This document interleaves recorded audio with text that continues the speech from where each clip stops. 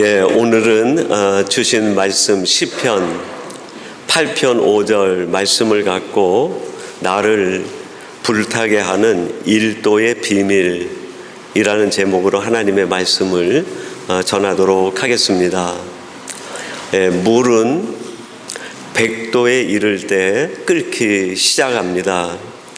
99도가 되어도 끓지를 않고 변화는 나타나지 않습니다. 증기기관차는 212도가 되어야 움직이기 시작한다고 합니다. 211도만 되어도 1도가 모자라는 것인데 움직이지 않고 앞으로 나가지를 못하는 것이죠.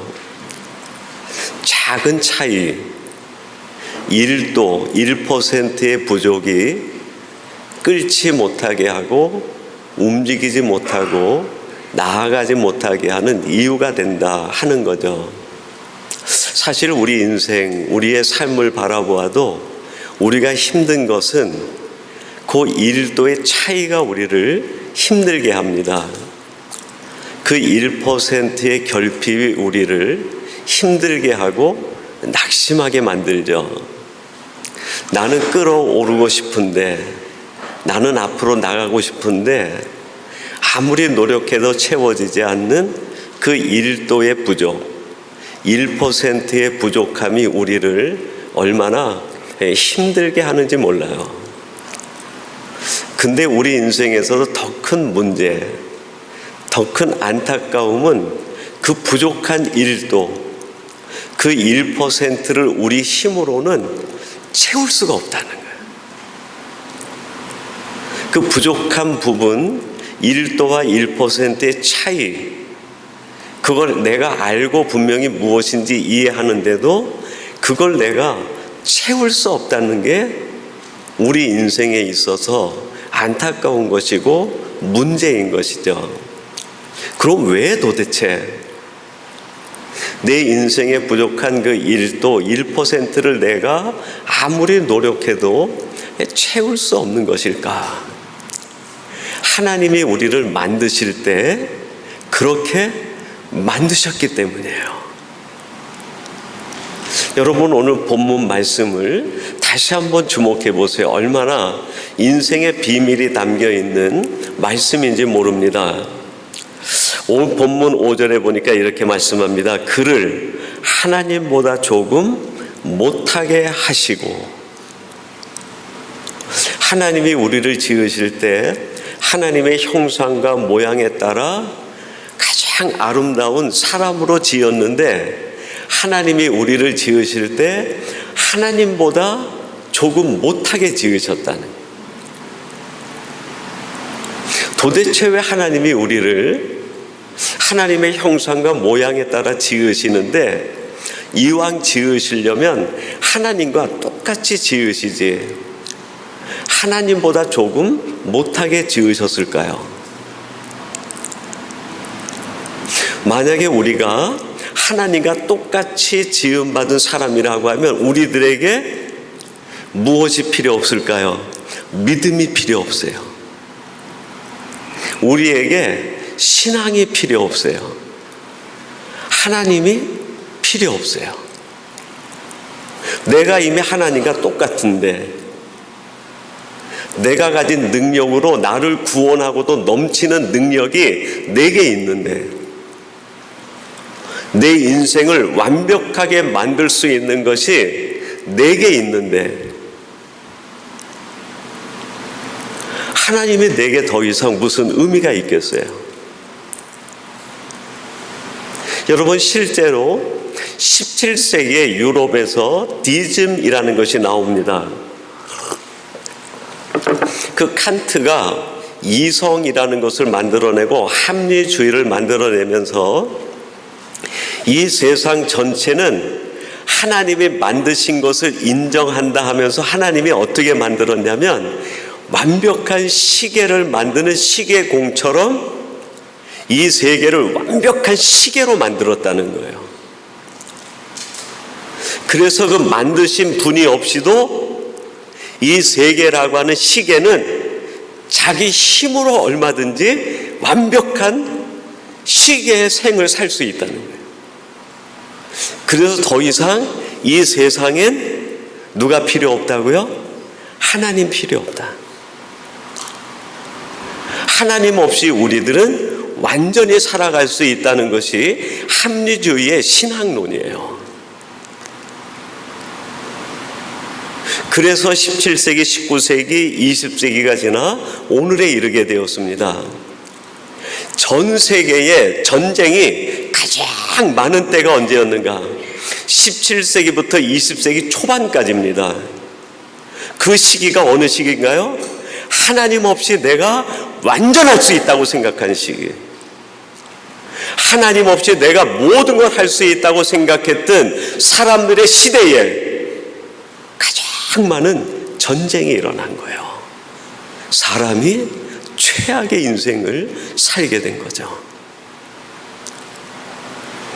하나님이 우리를 지으실 때 하나님과 똑같이 하나님 없이 너 스스로 구원 얻을 수 있다라고 그렇게 만드신 존재가 아니라는 거예요. 우리 모두에게는 하나님보다 조금 못한 부분, 내가 아무리 노력해도 채울 수 없는 1도의 부족, 1%의 부족이 있는 인생으로 하나님이 우리를 지으셨다는 거예요. 왜 그렇게 지으셨을까? 그 1도 1%를 하나님이 채워주시겠다는 거예요. 내가 내 힘으로 채울 수 없는 내 인생의 1%, 1도 그거를 채우기 위하여 하나님이 우리에게 보내주신 분이 있어요. 그분이 누굴까요? 예수님이세요. 그분이 예수님이세요. 그래서 우리는 예수님이 절대로 필요한 거예요. 예수님 없이는 내가 99%의 삶을 살았지만 그 삶은 온전한 삶이 아니에요. 내 힘으로 내가 최대치로 99%의 인생을 구축했지만 그래서 나는 부족함이 없다고 생각할 수 있지만 그것은 여전히 부족한 인생이에요. 우리에게는 주님이 들어오실 때만이 우리가 온전한 사람으로 완전한 인생을 살아갈 수 있게 됩니다. 99도의 물이 조금 더 끌어올라 1도가 올라서 100도가 이르렀을 때 움직임이 시작되는 것처럼 증기기관차의 그 부족한 1도가 채워져서 앞으로 전진할 수 있는 것처럼 내 힘으로 채울 수 없는 그 부족된 1%를 주님이 채워주실 때 비로소 내게 변화가 일어나고 내 인생이 전진하게 되고 내 속에서 내가 알지 못하는 변화와 움직임들이 나타나기 시작합니다. 성경에 있는 인물들을 몇 사람 예를 들어 보겠습니다. 첫 번째는 바울이에요. 사도행전 9장 5절에 보면 바울이 다메섹을 넘어가는 도중에 주님을 만납니다. 그 환한 빛 가운데 찾아오신 주님을 바라보며 깜짝 놀라 묻습니다. 당신은 누구십니까? 주님이 뭐라고 대답하십니까? 이렇게 답변 주셨습니다. 대답하되 주여 누구시니까? 이르시되 나는 내가 박해하는 예수라. 누구십니까? 그랬더니 나는 내가 박해하는 예수라. 예수님은 지금 사도 바울이라는 이 한 사람의 인생을 완전한 인생으로 만들어 주시기 위해 찾아오신 분이에요. 이 사울이라는 청년 속에 예수님만 들어가시기만 하면 그의 인생이 완벽하게 충만해지고 불타는 인생이 되는 거예요. 근데 주님이 뭐라고 말씀합니까? 내가 박해하는 예수라. 예수님이 지금 사울 안에 그의 인생을 채우고 온전케 하고 완벽하게 하고 불태우기 위해서 들어가시려고 하는데 누가 막고 있다는 거예요? 사울이라는 청년이 막아내고 있다는 거예요. 제가 가끔 저희 집사람하고 보는 TV 프로그램 중에 동물농장이라는 프로그램이 있습니다. 거기에 보면 그 유기견들이 그 주민들의 신고로 동물연대나 보호연합 같은 데 신고가 되면 그 사람들이 와서 이제 그 유기견을 포획해가지고 검진도 해주고 새로 입양 절차를 밟아주는 그런 내용들이 진행이 돼요. 그 동네 주민들이 볼 때 어디에서 유기됐는지 모르지만 온몸에는 그냥 털이 그냥 덕지덕지 붙어 있고 제대로 먹지도 못해서 상처나고 깊은 목줄이라든지 치료가 되지 않은 그 몸들을 끌고 다니는 정말 아파하는 그 동물들의 모습이 보여요. 그럼 이제 동물 그 연대나 그 포획하는 사람들이 나가지고 틀을 만들어 놓고 먹이를 갖다 놓고 이제 그 유기견을 포획하려고 하죠. 그래서 그 장면이 딱 나오기 시작하면 그 MC들과 스태프들과 동물 연대 사람들 그리고 그걸 보는 모든 시청자들이 저도 집사람도 숨을 죽이고 긴장하고 보는 거예요. 속으로 어떤 마음이 있어요? 들어가라 제발 저 포획들 속으로 들어가라 잡혀라. 근데 그 유기견이 쉽게 안 들어가요. 그 주위를 뱅뱅 돌고 눈치 보다가 한 발 집어넣고 한참 있다가 또 도망가고 한 발 집어넣고 있다가 또 도망가고 어떤 경우는 이틀 3일이 걸리더라고요. 그러다가 이 유기견이 포획들 속으로 딱 들어가면서 문이 딱 닫히는 순간에 와 하고 환호성을 지르는 거예요. 여러분, 주님이 우리 안에 들어오시려고 할 때 하늘에 있는 천군 천사들이 우리들 향해 어떤 마음으로 바라볼까요? 잡혀라 주님께 잡히기만 하면 돼. 잡혀라. 근데 우리들이 어떻게 합니까? 주님을 받아들이려고 하는 척 하다가 딱 거부하는 거예요. 받아들이는 것 같다가 딱 거부하고.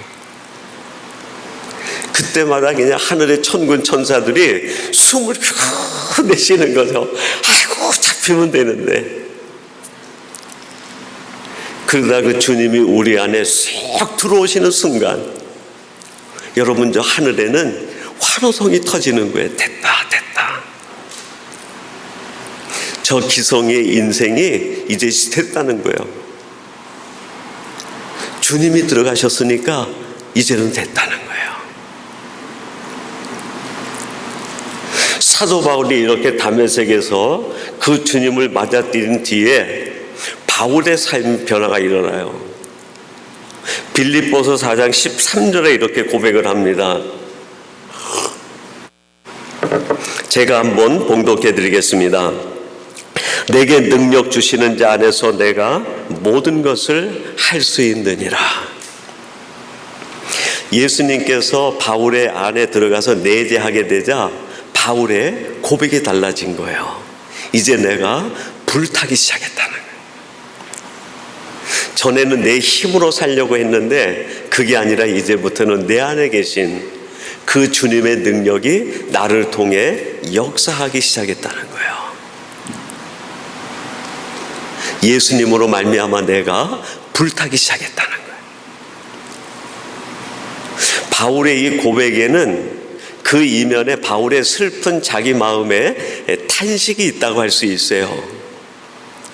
바울이 예수님을 마음에 받아들이기 전에는 바울 역시 그의 인생에 1%의 부족과 1%의 부족을 경험하면서 그거를 채우기 위하여 온갖 노력을 다했어요. 무엇으로 채우려고 했을까요? 가말리알의 문화에서 최고의 유대의 교육으로 채워보려고 했어요. 헬라 철학과 헬라 문학에 정통하여 헬라 지식으로 채워보려고 했어요. 랍비들과 유대인들과 대제사장들의 후원을 받아서 인간적 열정으로 채워보려고 한 거예요. 지식과 문화와 세상의 열정으로 계속 자기를 채워보려고 했는데 그것으로 채우면 채울수록 사울이 어떻게 됐을까요? 불타는 사람이 아니라 냉철한 사람이 됐어요. 냉혈한이 된 거예요. 사람을 죽이는데도, 사람을 죽이면서도 가책이 없는 거예요. 여러분, 주님으로 나를 채울 때 내가 영적으로 뜨거운 사람이 되지, 세상 다른 것으로 채워가지고는 내 삶이 뜨거워지지 않는 거예요. 근데 세상에 있는 것을 아무리 많이 채워도 그것은 우리의 마음을 식어지게 만들어요. 이상하죠? 세상에 있는 거라도 가득 가지면 내가 뜨거운 사람이 될 것 같은데 아니에요, 여러분. 세상에 있는 것 채우면 채울수록 사람이, 마음이 식어지게 됩니다. 또 한 사람의 예를 든다고 하면 삭개오를 예로 들 수 있어요. 누가복음 19장 5절에 보면 이런 말씀이 나옵니다. 예수께서 그곳에 이르사 쳐다보시고 이르시되 삭개오야 속히 내려오라. 내가 오늘 내 집에 유하여야 하겠다 하시니. 성경에 보니까 삭개오는 태어날 때부터 키가 작았다 그렇게 얘기합니다. 물론 성경이 얘기하는 것은 물리적 키의 작음을 얘기합니다. 근데 삭개오의 삶 전체를 보면 그것은 단지 키의 작음만을 얘기하는 것이 아니라 삭개오는 지금 무엇인가에 결핍에 빠져 있는 사람이에요. 우리 모든 인생이 겪는 것처럼 1도의 부족, 1%의 결핍이 삭개오에게 있었어요. 삭개오는 이거를 돈이 있으면, 재물이 있으면 채워질 수 있겠다 생각을 했어요.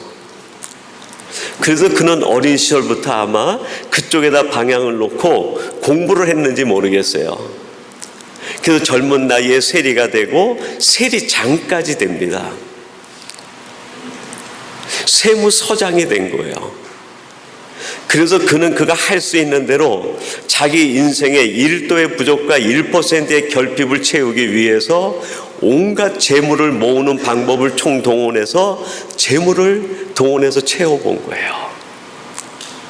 근데 그걸 아무리 채워도 자기의 마음이 뜨거워지지 않는 거예요. 충만을 경험하지 못하는 거예요. 그것이 늘 이 삭개오의 마음 속에 퀘스천 마크, 의문으로 있었는데 어느 날 그 여리고에 예수님이 지나가신다는 소식을 듣게 됩니다. 그래서 그가 급히 뽕나무 위로 올라가서 지나가는 예수님을 보려고 할 때 예수님과 눈이 마주치는 거예요. 그때 예수님이 삭개오에게 말합니다. 삭개오야, 급히 내려오라. 내가 오늘 내 집에 유하여야 하겠다. 제가 읽어드린 거는 5절인데 6절에 보면 삭개오가 주님을 급히 내려와 집으로 모셔드렸다 그렇게 얘기해요. 삭개오의 마음속에 예수님이 들어오신 거예요. 그 순간 자기가 평생을 통해서 자기 인생의 1도의 부족, 1%의 결핍을 채우려고 노력했던 그것으로 채워지지 않았던 그의 인생이 한 번에 채워지는 거예요. 왜 채워졌는지도 몰라요. 왜 내가 이런 사람이 됐는지도 몰라요. 주님이 들어오시는 순간 자기가 평생에 걸쳐서 할 수 없었던 그 문제가 한 번에 해결이 된 거예요. 내가 내 인생의 수수께끼를 아무리 풀려고 해도 풀 수 없었는데 주님이 들어오시는 순간에 그 모든 문제가 어떻게 풀렸는지도 모르는 거예요. 얼마나 은혜가 충만하고 자기 마음이 불타올랐는지 8절에 삭개오가 주님에게 이렇게 이야기합니다. 삭개오가 서서 주께 여짜오되 주여 보시옵소서 내 소유의 절반을 가난한 자들에게 주겠사오며 만일 누구의 것을 속여 빼앗은 일이 있으면 내 갑절이나 갚겠나이다. 내 소유의 절반을 팔아 다 나눠주겠다는 거예요. 다 나눠주겠다는 거예요. 내가 가진 모든 것 다 내보내도 내 마음은 충만하다는 거예요. 내 인생이 왜 이렇게 충만해졌는지 모르겠다는 거예요. 내 인생이 왜 이렇게 기뻐졌는지 모르겠다는 거예요. 내가 지금까지 내 기쁨과 충만의 이유로 알고 있었던 이것들이 아무 의미가 없다는 걸 비로소 삭개오가 깨달은 거예요. 주님께서 삭개오의 마음에 들어오시기 전에 삭개오는 끊임없이 무엇인가를 자기에게 모으려는 것이 목적이었어요. 근데 주님이 오시고 나니까 인생관이 바뀌고 가치관이 바뀌는 거예요. 자기 안에서 넘쳐나오는, 흘러나오는 것이 견딜 수 없어서 그냥 내보내는 거예요. 내보내는 거예요.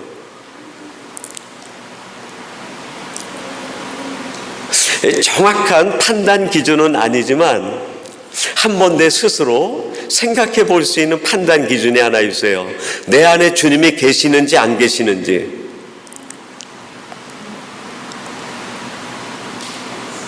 제가 어린 시절에 그 천호동이라는 데서 조금 더 들어가면 가을여울이라는 데가 있어요.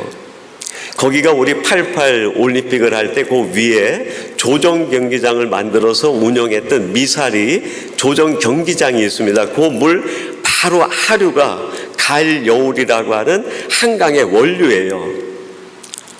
근데 그 동네가 저희가 살던 어린 시절에 살던 동네가 그 강하고 가까워요.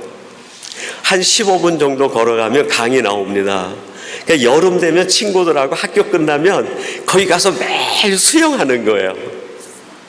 수영을 전문으로 배워주는 사람이 없으니까 저하고 친구들은 전부 무슨 수영을 할까요? 개헤엄하는 거예요. 개헤엄. 근데 그것만 해도 강 위에서 뜨고 아이들하고 공놀이하고 신나게 놀 수 있어요. 그러다가 제가 중학교 들어갔는데 서울에서 중학생이 하나가 저희 학교로 들어왔어요. 근데 그 중학생 아이는 서울에서 도시에서 배우다가 온 아이나 이 아이는 정식으로 수영을 배운 아이예요. 수영을. 한 번은 그 아이랑 같이 강에 가서 수영을 하는데 우리들은 전부 무슨 수영이요? 개헤엄하고 있는데 그 아이는 평영을 하는 거예요. 쭉쭉 밀고 나가는 거예요. 우리는 제자리에서 뱅뱅뱅뱅 도는데 얘는 쭉쭉 나가는 거예요. 그때는 몰랐는데 나중에 내가 그 비밀을 알았어요. 여러분, 우리의 영적인 인생도 주님이 내 안에 들어오시기 전에는 개헤엄 치듯이 살아요. 뭐든지 모으려고, 빼앗기지 않으려고 그냥 악을 쓰고 모아드립니다. 모을 수는 있을지 모르겠어요. 근데 내가 전진하지 못해요. 근데 이 나사로 안에 주님이 오신 뒤에 삶의 해법이 달라진 거야. 개헤엄 치고 살던 삭개오가 평영을 배운 거예요. 평영을. 하나님이 주신 평영을 배운 거예요. 여러분, 지금 나는 예수님이 내 안에 들어오신 이후에 내가 어떤 사람으로 바뀌어 있는가? 아직도 여전히 개헤엄만 치고 있는가? 아니면 주님의 손길을 따라 멀리 내 것을 내보내고 내 것을 흘려보내면서 평영을 치며 사는 사람인가? 예수님이 우리 안에 들어오시면 충만히 달라지는 거예요. 또 한 사람을 예로 든다고 하면 누가복음 24장에 나오는 엠마오로 내려가는 두 제자 이야기입니다. 예수님이 돌아가신 뒤에 이 두 제자가 삶의 의미를 잃어버려요. 그래서 예루살렘에 있던 이들이 엠마오로 내려갑니다. 예루살렘은 주님이 떠나지 말라 말씀하신 하나님의 임재의 도시였어요. 하나님이 말씀을 주셔서 이걸 놓치지 않아야 되는데 두 제자가 말씀을 놓치고 나니까 그들의 마음속이 냉랭하게 식어져 버린 거예요. 주님과 함께 3년 있을 동안에는 막 불타는 삶을 살았는데 그 마음에 주님이 떠나버리자 마음이 식어버린 거예요. 엠마오로 내려갔다 그랬는데 엠마오의 뜻이 따뜻한 곳, 그런 뜻이에요. 무슨 의미입니까? 그들의 마음이 지금 싸늘하게 식었다는 거예요. 여기 가면 따뜻할까 해서 엠마오로 내려가는 도중에 부활하신 주님을 만났어요. 누가복음 24장 15절 이렇게 말씀합니다. 그들이 서로 이야기하며 문의할 때에 예수께서 가까이 이르러 그들과 동행하시나. 엠마오로 내려가는 두 제자 곁에 부활하신 주님이 오셔서 함께 동행하시고 말씀을 들려주십니다. 서서히 마음이 식어져 버린 이 두 제자 마음 속에 예수님이 들어오기 시작한 거예요. 그러자 이 두 제자의 마음이 뜨거워지기 시작합니다. 불타오르기 시작하는 거예요. 누가복음 24장 32절 우리 같이 한번 봉독하겠습니다. 32절 같이 봅니다. 시작. 그들이 서로 말하되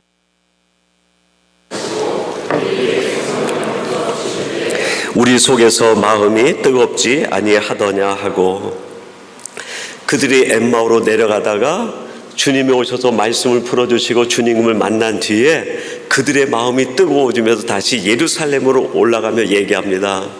주님께서 오셔서 말씀을 풀어주실 때 우리의 마음이 뜨겁지 아니하더냐. 주님이 들어오시고 나니까 마음에 불이 붙어버린 거예요. 여러분, 우리가 살아가는 인생 어떻게 우리가 온전한 삶을 살아갈 수 있을까요? 다른 방법이 없어요. 세상에는 그 어떠한 것도 우리의 부족한 1%, 1도의 부족을 채우지 못합니다. 우리는 지어질 때 그렇게 지음받은 존재들이에요. 그리고 그 부족한 1%, 1도를 채워주실 분은 오직 주님, 하나님밖에 없어요. 그 주님이 우리 안에 들어오시면 우리가 어떻게 될까요? 오늘 본문 5절 하반절 이렇게 말씀합니다. 영화와 존귀로 관을 씌우셨나이다. 하나님이 우리를 조금 부족하게 만드신 것은 하나님이 주시는 것으로 우리가 충만히 채워져서 비로소 우리들의 영광과 존귀를 누리기 위하여 그렇게 만드셨다는 거예요. 오늘 이 시간 주님께서 여러분의 마음을 놓고 하실 때 여러분의 마음을 열고 주님을 그대로 받아들이는 거예요. 그 주님이 내 안에 들어오실 때 비로소 내가 능력의 사람이 될 수 있고 불타는 사람이 될 수 있고, 세상에서 무슨 일을 만나도 우리는 당당함과 담대함으로 살아갈 수 있게 됩니다. 오늘 예배하는 저와 여러분들이 이러한 하나님의 사람들이 되시기를 간절히 바랍니다. 우리 같이 찬양하겠습니다. 약할 때 강함 되시는 주님을 우리 한번 같이 고백하겠습니다. 우리들은 연약합니다. 우리들은 힘이 없습니다. 세상에 있는 그 어떤 것이 내게 들어와도 그것이 나를 채우지 못합니다. 그러나 약할 때 강함 되시는 주님이 내 안에 들어오시면 그 주님께서 나를 능력 있게 하시고 나를 채워 주시는 줄로 믿습니다. 나의 진정한 보배 되시는 주님, 우리 그분을 고백하십시다. 약할 때 강함 되시네. 강함 되시네. 나의 보배가 되신 주 나의 모든 것. 주 안에 있는 보물을 나는 포기할 수 없네. 주 나의 모든 것.